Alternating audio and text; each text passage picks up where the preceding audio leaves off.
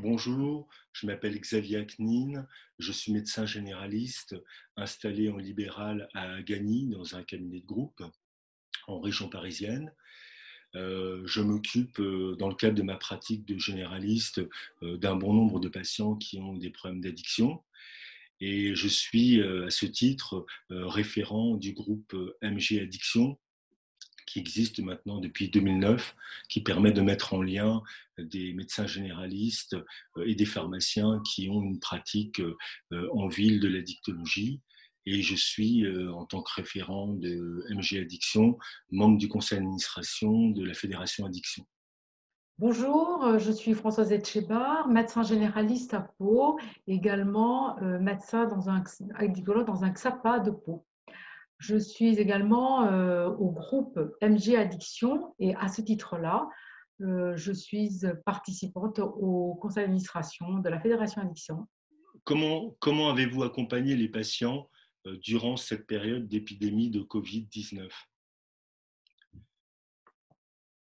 Cette épidémie a entraîné beaucoup d'angoisse à la fois chez les patients, bien sûr, mais également chez les soignants. Il nous a amené à réorganiser complètement la prise en charge. Déjà, il a fallu s'organiser pour que les patients puissent avoir des masques, ce qui n'était pas le cas au début. Donc, ça a généré pas mal d'inquiétudes. Il a fallu limiter la présence des patients en salle d'attente pour qu'il y ait 1,50 m entre chaque patient. Donc, on a dû limiter la venue des patients. Donc au début, on était surtout inquiet qu'ils viennent sans masque et qu'il y ait des contaminations en salle d'attente. Il fallait répondre en même temps aux inquiétudes des patients sur le virus et l'évolution, avec l'actualité qui montrait le nombre de morts qui augmentait chaque jour. Il fallait répondre aussi aux coups de téléphone des patients qui s'inquiétaient, qui se demandaient s'ils pouvaient venir. Et puis nous, on a été aussi inquiets parce que il y a des patients qui avaient quand même plein de pathologies chroniques qui ne sont pas venus pendant cette période. Et moi, je ne voulais pas devenir uniquement médecin du Covid, je voulais rester médecin généraliste avec une prise en charge de l'ensemble de mes patients pour l'ensemble de leurs problèmes de santé. Donc, j'avais à cœur de tenir les deux aspects, un accompagnement pour le Covid, mais également maintenir un accompagnement pour l'ensemble des problèmes de santé de mes patients. Comment avez-vous adapté la prise en charge des patients sous TSO durant cette période? Alors, effectivement, je vis dans une région peu atteinte par le Covid. Aussi, les consultations en présentiel ont été sans doute plus nombreuses que dans certaines autres régions. Donc, nous avons fait des consultations en présentiel et également beaucoup de consultations par téléphone et de téléconsultations. D'autre part, nous avons adapté également les délivrances des TSO. En effet, hein, grâce aux arrêtés, nous avons pu donner des traitements et délivrer des traitements pour des périodes beaucoup plus longues.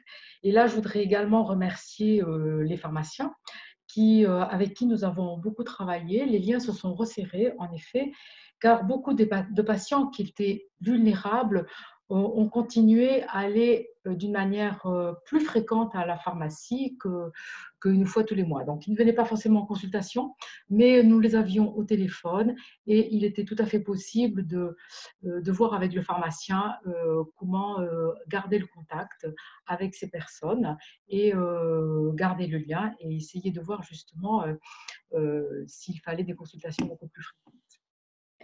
Alors, avez-vous repéré des évolutions durant ce confinement dans la problématique des addictions? Alors oui, bien sûr, nos patients, certains de nos patients ont très bien vécu ce confinement sans aucun problème.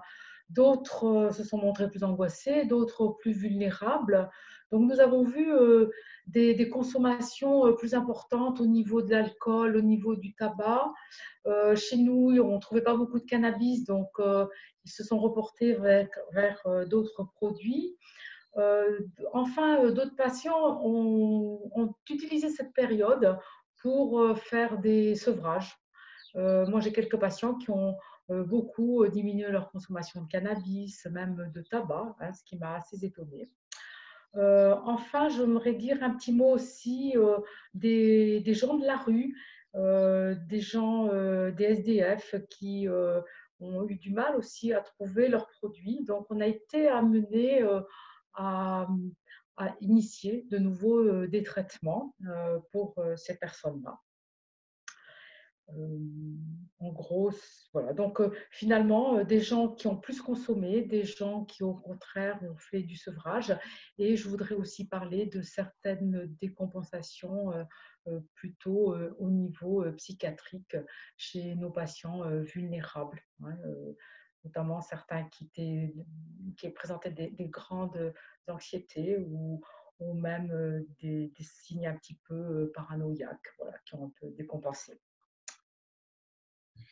Depuis la mise en place du déconfinement, comment a évolué votre activité au cabinet et votre rôle en tant que médecin généraliste, notamment pour le dépistage et le tracing du Covid?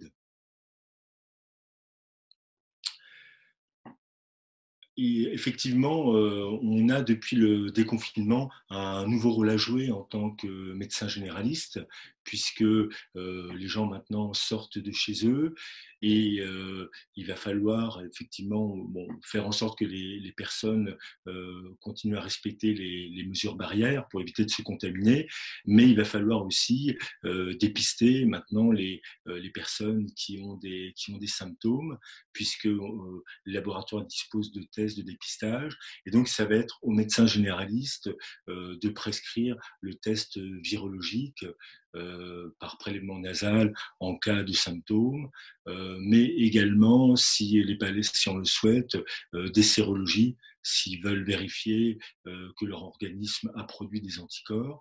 Et puis, on a, en cas de positivité du test virologique, on aura organisé le dépistage de la famille, des personnes qui vivent sous le même toit, de l'entourage, et y compris l'isolement de ces personnes en lien avec l'équipe de la CPM, l'équipe du Covid.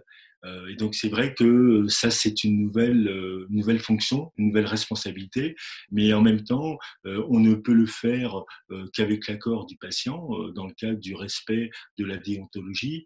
Et il ne faudrait pas qu'on devienne obsédé par ça, parce qu'on reste médecin généraliste. Là maintenant on voit les patients revenir avec leur pathologie chronique. Il y en a qui ont un diabète décompensé parce qu'ils ne sont pas venus depuis longtemps. On a des chiffres d'hypertension très élevés aussi parce qu'on a des patients qui ont interrompu leur traitement. Et donc, il faut aussi qu'on puisse s'occuper de tous ces patients-là, qu'on ne soit pas complètement obsédé par le Covid. Alors, pour plus d'informations sur la Fédération Addiction et sur notre groupe MG Addiction, vous pouvez vous mettre sur le site fédérationaddiction.fr.